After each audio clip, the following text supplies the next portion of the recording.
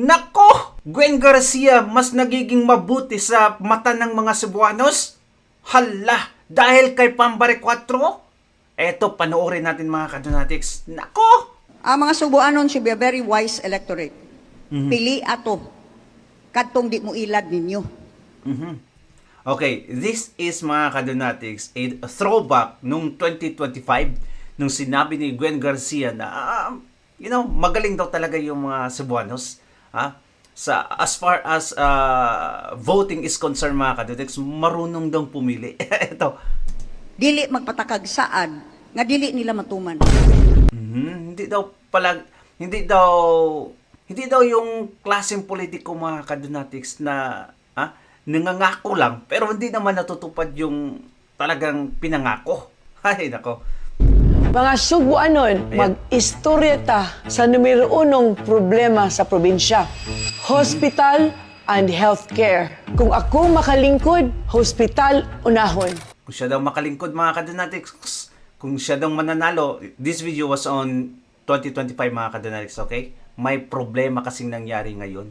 May isang isang Cebuano mga kadonatics na ay talagang umiiyak dahil walang doktor na umaasikaso sa kanyang anak. Ani nga taga pagtagad Brigada Cap kay kining reklamo lagi in town ron ning pasyente diya ron sa Provincial Hospital ba diya sa Karkar Brigada Cap. Namatay ron ning usa ka pasyente in town na pod Brigada Cap. That is why today, I reaffirm the promises I made during my campaign to strengthen our healthcare system, to strengthen our healthcare system. Mao man gini ato aron, mao bitaw ni nakaing Say mga kadonatics, yung pinangako ni Pambare 4 na hanggang ngayon daw mga kadonatics ay wala silang nakikita. Mag-iisang taon na, almost isang taon mga kadonatics, wala silang nakita. Can you imagine? 3 years lang yan sila mga kadonatics sa pwesto. No, 3 years lang. Namatay na lang nga yung isang pasyente dahil of lack of doctors mga kadonatics. Kawalan ng doktor. ingon nakadaog si Governor Pam tungod ani nga iyang campaign promise nga malambuon ang atong mga ospital. Adunay libreng laboratorio o adunay espesyalista kada hospital. Sinanalo daw si Pambare 4 mga kadonatics dahil sa kanyang pangako na strengthen the hospitalization, more doctors mga kadonatics, healthcare system nila. Para makuanan tan ni Gupam og kuan diri doktor. Tulong ka doktor ang kaiyasahin ko noon. Asa naman tulong, wala naman nagkadima. Awa Gupam nihilak na siya Gup kay gahapon pa siya diri sa hospital niya karon ibalik siya sa pabuntag. Nya karon pagbalik niya giingnan na pud siya galauna kay way doktor. Wala ko anil gahapon ako sa Ay, pangurog kay ang bata mabuhian. Let's stop. Wait a minute mga kadonatics, pabalik-balik na lang si nanay. Gusto niya ipa-hospital yung anak niya kasi something is wrong mga kadonatics. Pero anong sabi ng hospital? Walang doktor. Yung pinangako daw di Pambare 4 na 3 doktor sa mga kadonatics, walang nangyari. Kaya napabango yung itong dignidad ni Gwen Garcia mga kadonatics sa mga Cebuanos. Ewan ko I'm not sure. As far as I'm in concern mga kadonatics, I would not still believe Gwen Garcia.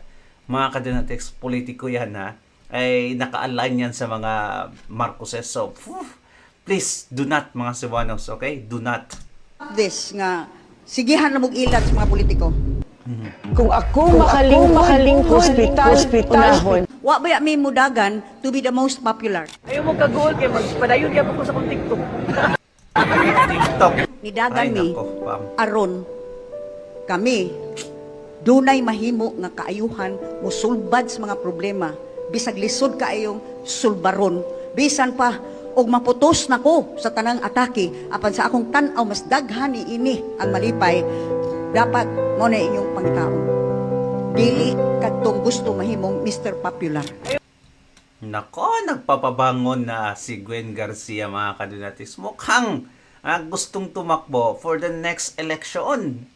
Ay, Ayaw mo nako. ka-goal kay magpadayon niya ko sa kong TikTok.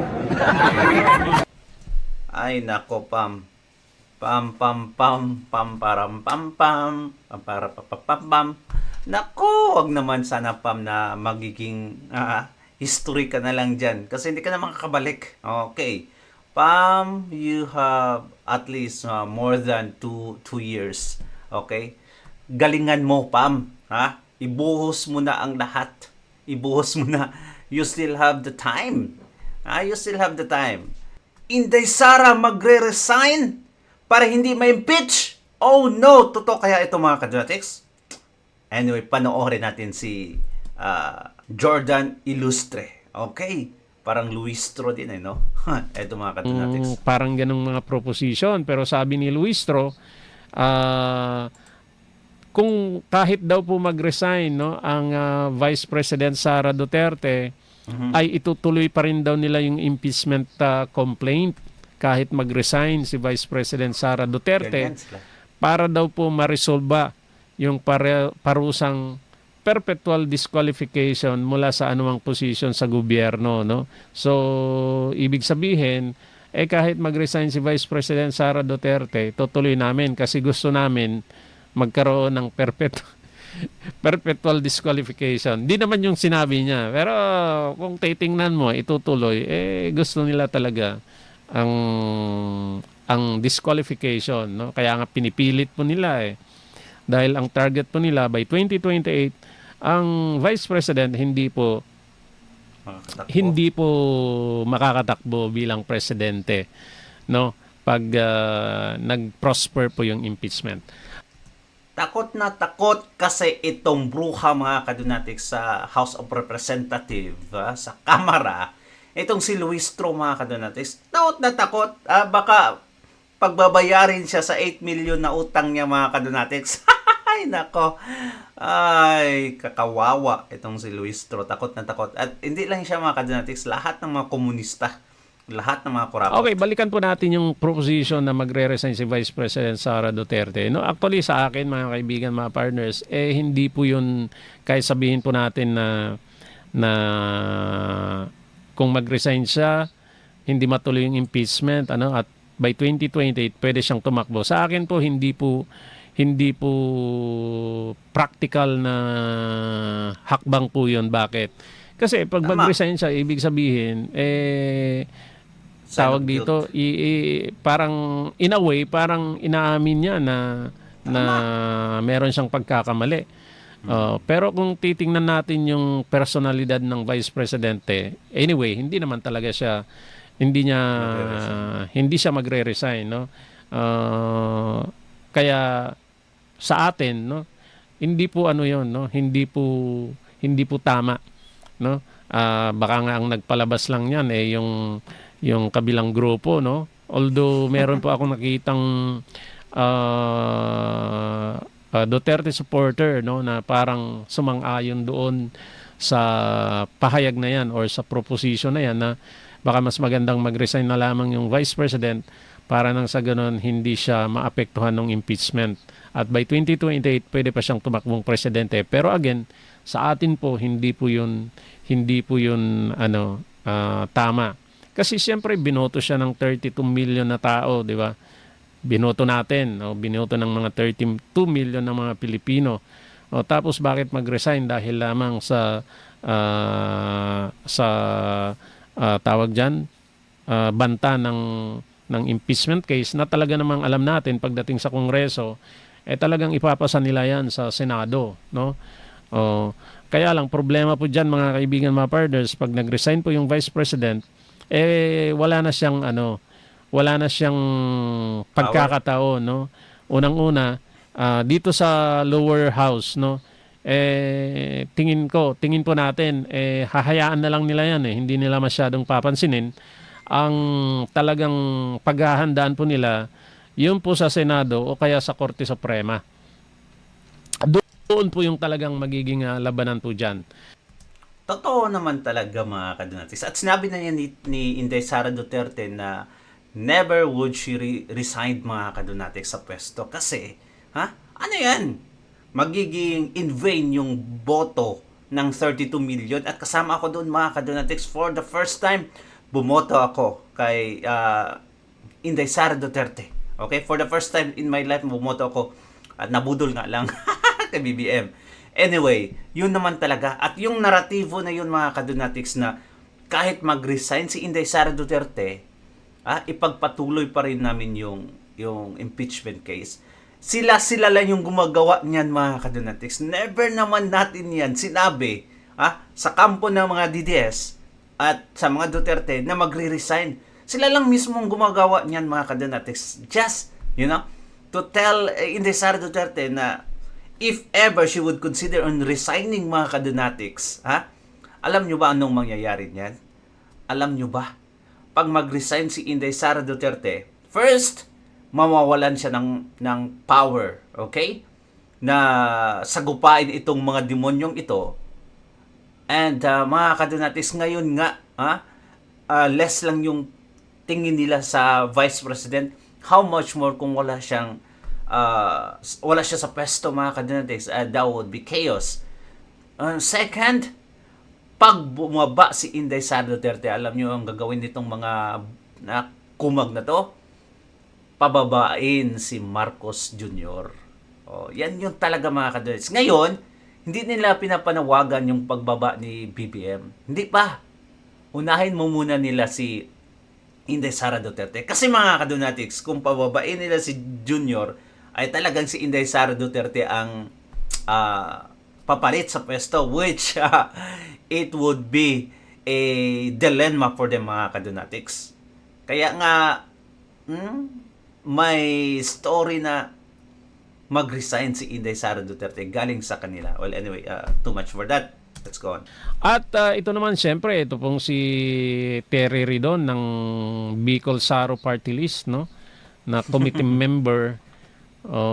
Sabi nga po nila, nakinabang daw po itong Bicol Saro, no? Tsaka si Congressman Ridon, no? Diyan po sa mga budget ng flood control. Sabi po niya, siyempre, no? Very vocal po ito, no? At galit na galit. Palibhasa, tinanggal po palibhasa, member po ito ng ng dati itong Urban ano ba Poor. yung partido niya, ay yung party list niya, kabataan, no? Akba. Kalimutan ko pa, no? Tapos ginawa po siya ni ni Presidente Duterte na Secretary ng Urban Poor. Yusek ba? Secretary ng Poverty Alleviation. Okay. Yung parang kay Gadon yata yun, no? Nakalimutan ko, no? Basta yun. Ang leaning po nito, no? Makakaliwa yung utak. Tapos dahil si bakit ba Vice? Dahil si President Duterte, no, former President Duterte, talagang bukal yung kanyang kalooban noon, no, na tanggapin yung pong mga makakaliwang mga grupo sa kanyang gobyerno para makatulong na iayos yung pong mga yung mga hinaing, no, na gustong gawin mga programa ng makakaliwang mga grupo. Pero hindi naman nila ginawa dahil ang gusto po talaga nila i-overthrow yung gobyerno. Pinagtatanggal ngayon ni Presidente Duterte, kasama na po itong si Ridon, no? Dahil ito po'y puro travel ang ginawa sa abroad, Can you imagine, mga kadunatics, nilagay ka sa agency para sa mga mahihirap, mga kadunatics. Ang nangyari, nag-travel, mga kadunatics. 7 times, 7 times in just a matter of a year. I'm not sure, mga kadunatics. But, yun, sabi ni Tatay Digong, hindi ko matatanggap yan. Inassign kita dyan, sa mga mahihirap. Tapos, ang ginawa mo, magta-travel lang, ay tanggalin na kita.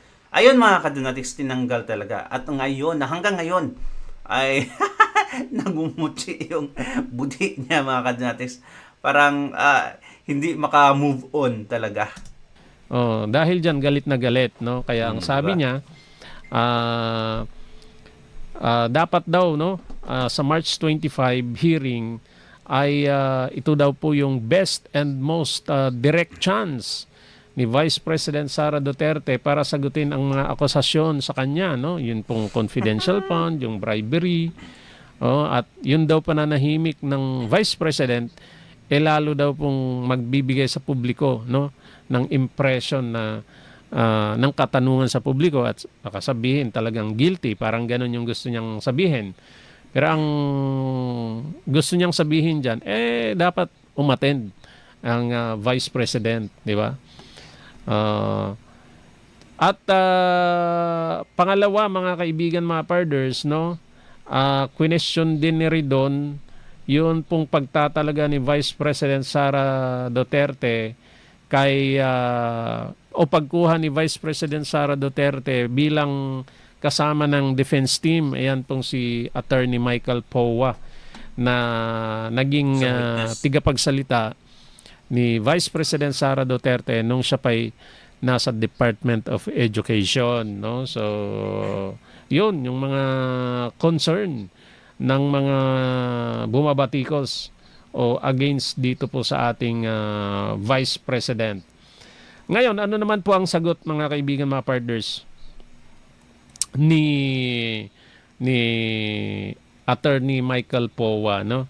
Nung siya po'y dito, believe tayo dito sa abogado na ito, no, kay Attorney Michael Powa, kasi po nung panahon po ng kung nakikita po ninyo nung impeachment tawag diyan, yun pong sa Quadcom, no, 'di ba, makikita ninyo andun sa likod ng Vice President, po, at minsan may mga sinasabi tapos may inaabot dito po sa ating Vice President.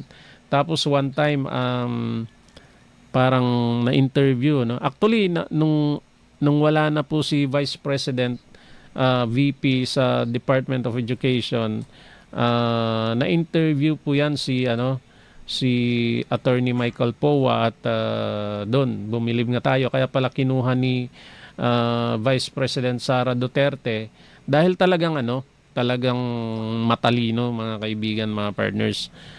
Parang nag-aral sa Xavier. Parang naging kaklase po niya si yung anak ni Attorney Panelo sa Xavier School yata, no? Tapos hindi daw talaga sila magkakilala ni Vice President Sara Duterte, kaya nagtaka daw po siya nung nagkaroon sila ng pagkakataon na magkakilala. Hindi ko alam kung sino po yung nagpakilala sa kanila. Nagulat daw po siya, mga kaibigan, mga partners, nung bigla siyang inalok na maging spokesperson ni Vice President Sara Duterte sa Department of Education. Kaya yun, no? So ang Grabe, no? Grabe, mga kadonatics. No, kaya ganyan ba na like sa movie mo lang makikita, mga kadonatics, na tagapagsalita ka ng isang Vice President. Ngayon siguro hindi natin na-realize na ganon yung impact, mga kadonatics. Ganyan pala kalaki yung impluwensya, mga kadonatics, bilang tagapagsalita ng isang Vice President. Sa movie lang natin yan makikita, pero in real life may mga ganun talaga. Can you imagine being a lawyer, mga kadonatics, sa isang Vice President? Always at her back, mga kadonatics. Sa mga interview, andun ka sa likod. That is just so cool. Kumbaga talagang more on talaga siya, yun pong pagdating sa legalidad, no? At sa mga personal na hindi as much as possible hindi po niya sinasagot. So ano pong sabi niya, mga kaibigan, mga partners? Ang sinasabi po ni Attorney Michael Powa, yung binigay po nila na answer ad cotelem, no, ay ang gusto po nilang mangyari po doon, no, ay ibasura ng Justice Committee yun pong reklamo, yung impeachment case, kasi sabi po nila wala naman daw pong ultimate facts at walang katotohanan yung mga pinaparatang, no, doon po sa impeachment case laban po sa Vice President. Lahat daw po ng mga paratang na yon, no, ay batay po sa espekulasyon. Yun daw pong conclusion at mga sabi-sabi mula sa social media, at yun daw pong mga nakaraang hearing. Kumbaga parang sinasabi ni Attorney Michael Poa, no? Parang mga rehas ano na lang 'yan, no? Kagaya nung nakaraang 19th Congress na binasura ng Korte Suprema. Kaya yun po yung punto po nila, no? Doon po sa sagot na binigay po nila doon po sa impeachment case. Tapos, question pa ng kampo ni Vice President Sara Duterte na bakit daw may double standard. Ibig sabihin, bakit yung impeachment case kay kay Pangulong Bongbong Marcos kabilis na desisyonan, no? Binasura kaagad ng Justice Committee. Pero ito pong kay Vice President Sara Duterte ay pinausad kaagad, no? Grabe. Pero syempre, hindi po yan dinidinig or hindi po yan kinakatigan ng Justice Committee kasi alam naman po natin, no, halos lahat sila doon talagang gustong impeach ang Vice President Sara Duterte, no? Kasi sabi nga po ni sino bang nagsabi, no? Na karamihan daw sa mga yon ay mga natatakot, no? At kanina may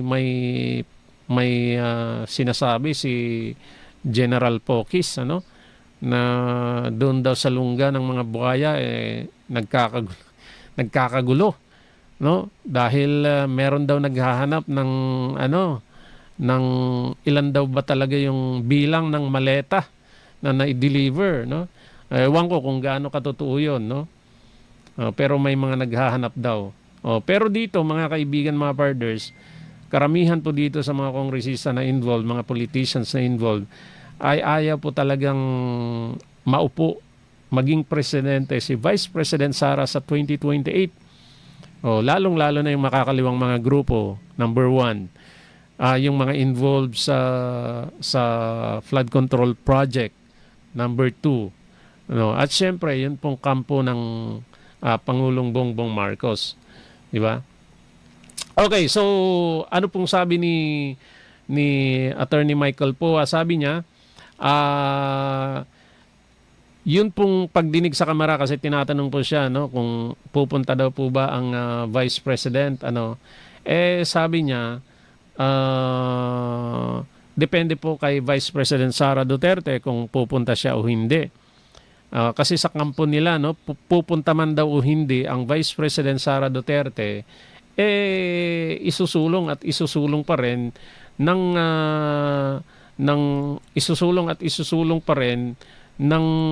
mga kongresista yun pong impeachment case, no? Kaya kumbaga sabi niya, mag-uusap pa daw sila ng Vice President kung ano yung kanilang magiging option. Kasi totoo naman, di ba? Kung pupunta siya doon, kahit anong sasabihin siguro niya, baka wala rin, useless, no? Kaya ang sabi niya, ang pinaghahandaan na lang nila, although hindi niya directly sinabi, ay yung sa Senado tsaka po yung sa Supreme Court. Pero ngayon pa lang, mga kaibigan, mga partners, gusto na nilang pigilin, no? Yun pong yung impeachment case, kung pwedeng pigilin na, no, sa pamagitan ng Supreme Court, mukhang pinaghahandaan nila para nang sa ganun hindi na matuloy yan, di ba? Kasi pag magbigay po ng TRO yung Supreme Court, matetenga na po yung no? Magkakaroon po ng pagkatenga yan pong impeachment case na yan, no? Pero tingin po natin, mga kaibigan, mga partners, gagawin po nung Kongreso, ng Justice Committee, yun pong magagawa po nila para umakyat po yan sa Senado. Pero again, no, kagaya po ng binabanggit po natin, pagdating po sa Senado, mga kaibigan, mga partners, baka mahirapan din. Dahil ang kailangan po ng Senado ay 16 na boto.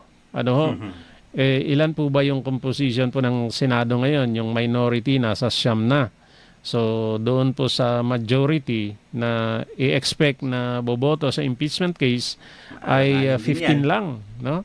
So ang gagawin ng majority, dapat kampanyahin nila yung mga nasa minority, no? Kaya lang kung titingnan mo yung nasa minority, mga kaibigan, mga pars, kagaya po ni Senator Alan Peter Cayetano, yung kapatid niya andun sa majority, si Pia Cayetano. No, baka mahila pa yung si Pia, di ba? Dahil ang pagkakalam ko, yung si Pia Cayetano, kaibigan din ni Amy Marcos. Di ba? So, tingin po natin mga kaibigan, mga pars, pagdating po sa Senado ay wala rin, no? Although baka hindi lang sinasabi din ng kampo ni Vice President Sara Duterte, kahit dalhin sa Senado, no, ay wala ring mangyari. Kaya ang pinaghahandaan nila talaga is yun ng Korte Suprema. Although sinasabi po ni Attorney Michael Poa na mapakongreso man yan, mapasenado man yan, at hanggang sa Korte Suprema ay nakahanda na sila dahil 2025 pa lang daw mga kaibigan, mga partners, ay binuo na po yung defense team ng Vice President Sara Duterte dahil nga po doon sa naunang impeachment complaint. So, tingnan po natin, no? Talagang marami pong mag-aabang at pati siguro yung mga ilan sa mga sa supporters ng mga Duterte, may nagsasabi rin na sa totoo lang gusto nilang matuloy, no? Para nang sa ganun daw makita po kung maipakita na talagang yung Vice President wala pong ginawang mali po yung mga akusasyon po sa kanya, which is pwede rin, no? Kaya lang Wow! Buchay Kagag, Happy Pag Jump, nasa na sa siyasanyag, Mugay!